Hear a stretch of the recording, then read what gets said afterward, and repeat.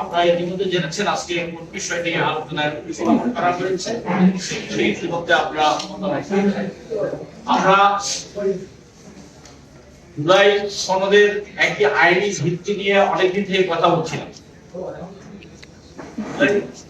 ঘোষণাপত্র যখন দেওয়া হয় তখন 25 এবং 27 বলা হয়েছিল যে আগামী পার্লামেন্ট জুলাই এই সংস্কারগুলা সংবিধান অন্তর্ভুক্ত করবে। আমরা তখন প্রশ্ন তুলেছিলাম জুলাই সনদের আইনি ভিত্তি না দিয়ে আগামী সংশোধন করে ছেড়ে দেওয়ার মধ্য দিয়ে যে বক্তব্য সরকার জুলাই ঘোষণাপত্র দেওয়া হয়েছে সেটি সাংঘর্ষিক।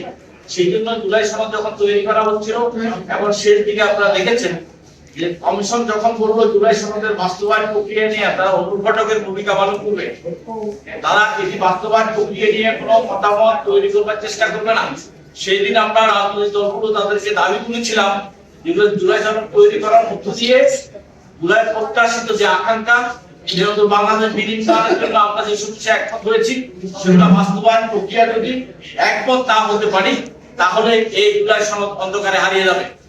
তার প্রেক্ষিতে এই কমিশন জুলাই সনদ বাস্তবায়ন প্রক্রিয়া আলোচনা করছে। ইতিমধ্যে অনেকগুলো আলোচনা হয়েছে। আপনারা জানেন আজকে কমিশন যে কনস্টিটিউশন অর্ডারের কথা বলেছেন এবং গণভোটের কথা বলেছেন এটি বিশেষজ্ঞদের চূড়ান্ত মতামত হিসেবে বলছেন, বাট কমিশনের চূড়ান্ত মতামত বলছেন না।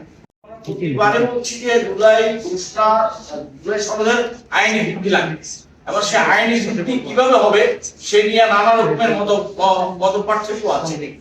আমরা আমাদের দলের পক্ষ থেকে একটা অপশন দিয়েছিলাম, কিন্তু আমরা বলছি যে সকলে মিলে যে জায়গায় পৌঁছাতে পারি এটি সুরক্ষা দেওয়ার জন্য এটি যেন আগামীতে বাস্তবায়ন যোগ্য হয়ে থাকে সেটির সুরক্ষা দেওয়ার জন্য যে পদ্ধতিটাই সকলের কাছে গ্রহণযোগ্য সেটিতে আমরা একমত হব।